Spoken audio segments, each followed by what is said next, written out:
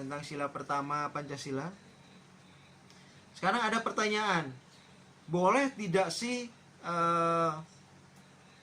ateisme dan agnostisisme hidup di negara Pancasila ini, gitu ya.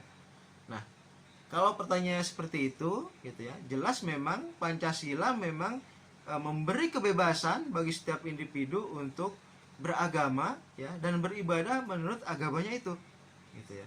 Nah, tetapi apakah ateisme itu bisa dikatakan sebagai disetarakan dengan agama? Agnostisisme itu bisa disetarakan dengan agama, gitu ya. Ateisme itu tidak mengakui adanya Tuhan, sedangkan agnostis itu diam terhadap Tuhan, gitu ya. Nah, kita ini jadi diskursus bersama saja, boleh atau tidak, gitu ya, seorang ateis itu, agnostis itu hidup di negara Pancasila, gitu ya.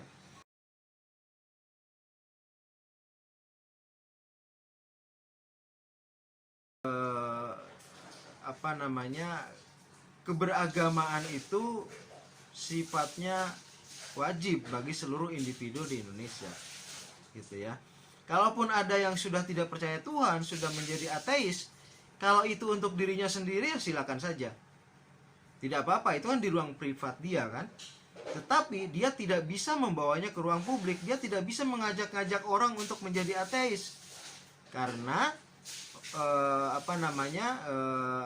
dasar negara kita itu menganut prinsip ketuhanan, gitu ya. Dan kata Bung Karno, memang bukan hanya negara yang bertuhan, tetapi individu-individu di dalam negara itu juga seharusnya bertuhan, gitu ya. Jadi memang warga negara Indonesia itu seharusnya bertuhan, gitu ya. Seharusnya bertuhan. Apa yang terjadi di barat misalnya, yang cenderung tidak lagi percaya dengan Tuhan, gitu ya. Nah, itu tidak bisa disebarkan di Indonesia, gitu. Tentu akan memunculkan masalah terkait dengan ketertiban umum, ya kan.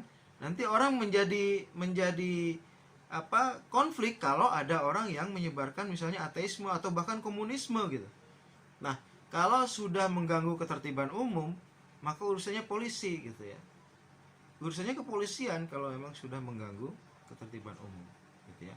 Jadi prinsipnya terkait dengan sila ketuhanan yang Maha Esa ini, tidak hanya negara saja yang religius, bersifat religius, meskipun bukan negara agama, gitu ya, karena tidak hanya ada satu agama di Indonesia, tetapi juga individu warga negara juga semestinya memang bertuhan dengan kepercayaan masing-masing, gitu ya, dengan keimanan masing-masing, gitu ya.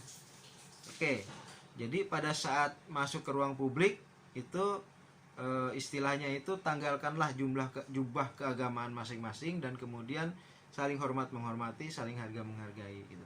Itulah prinsip dari ketuhanan yang Maha Esa. Mungkin tadi teman Anda, kelompok Anda lupa untuk menyatakan bahwa ketuhanan yang Maha Esa itu adalah, pada yang paling penting adalah bagaimana saling menghormati, saling menghargai, gitu.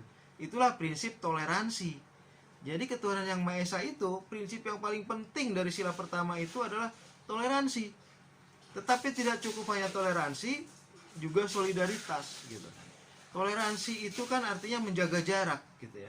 Jaga jarak dan tidak saling mengganggu, gitu. Orang lain sedang beribadah, ya jaga jarak dan tidak saling mengganggu. Tetapi juga diperlukan solidaritas, artinya ada empati, gitu ya. Kalau kira-kira teman lain yang sedang beribadah itu kira-kira akan ada yang mengganggu, maka dengan solidaritas itu ya ikutlah menjaga ketertiban, gitu ya.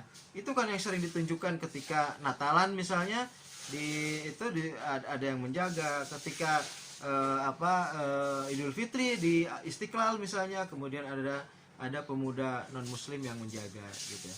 Itu inti dari sila pertama, ketuhanan yang Maha Esa.